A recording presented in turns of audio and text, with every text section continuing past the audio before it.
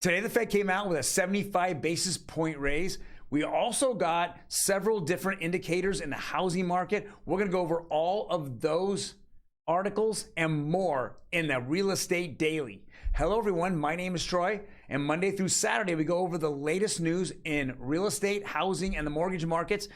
Before we start, though, hit that subscribe button. It helps our channel out so much. We definitely appreciate it. Then smash that like button.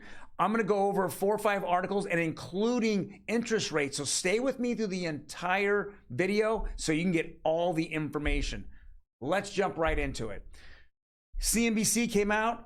Fed Chair Powell speaks after central bank raises rates by 0.75 points. Well, we knew that this was typically going to happen at 75 basis points. I did predict 100 basis points since we had such horrible numbers for the CPI in June.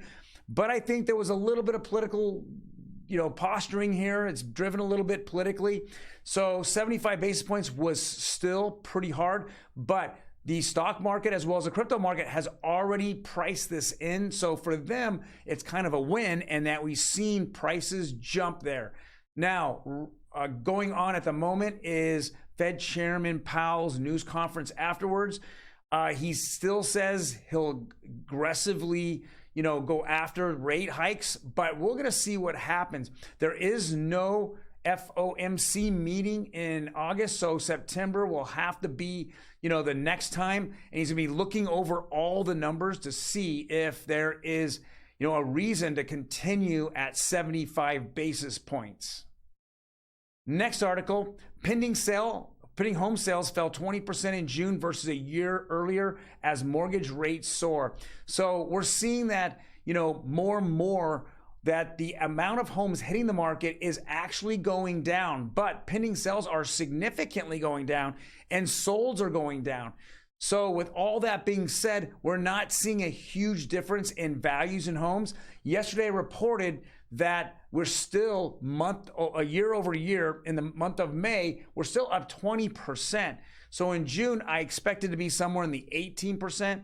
And then probably in July, we're going down to 15%. But it's not this significance. We're not going negative. We're still seeing values of homes being pretty steady, I think, not dropping this dramatically down. Next article, it says U.S. home sales tumble in June by 8.6%. So it's conflicting numbers. This is what doesn't make sense to me. If I go back to CNBC, it says 20%. And it says that National Association of Realtors came out with it yesterday. Then I come over to realtor.com and I see it says 8.6%. And what does it say? By the National Association of Realtors. This is what drives me nuts about media. They just pick and choose the certain aspects of a report and then report on it that way. Is it 20%? Is it 8.6%? You just don't know, but both sides see it a different way. The major press, which is CNBC, says 20%. You're seeing that realtor.com, which is the housing and mortgage, press, is saying 8.6. Who knows what it really is? We know that it's down and it's down significantly.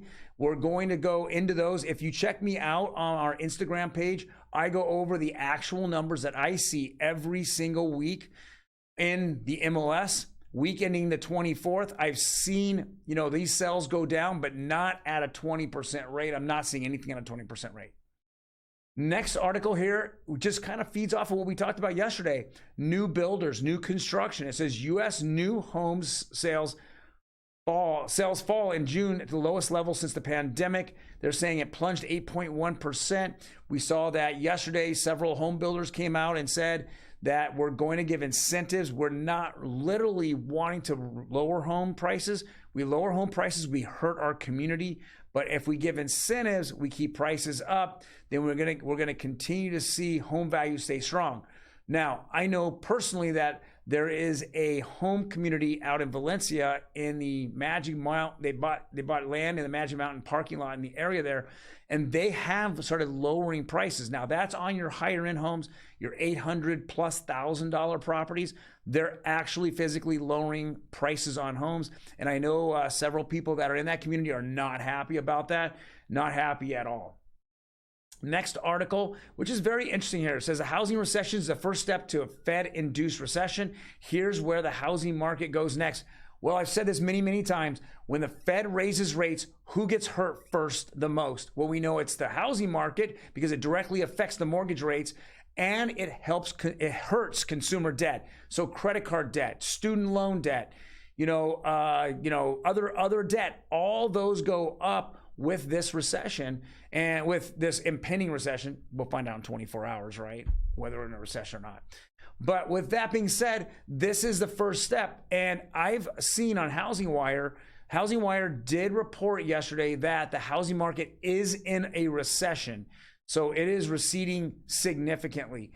They have some numbers to back it up. Some of the numbers you're seeing here, they're saying that if it accelerates, we will be really in a depression and we will go negative year over year. Now, that isn't for the next month or two, but if it continues this way and we do see rates hitting the sevens, we will see that plummet, values of homes plummet.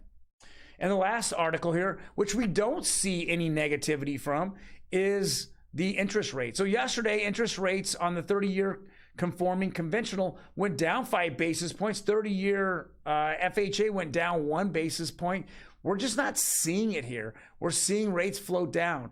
And with the 75 basis points, which everyone says was baked into the price, we're probably seeing them go down a little bit more again, unless there is a recession that people aren't really thinking is going to happen, or mortgage companies aren't going to happen. I don't see it but float down.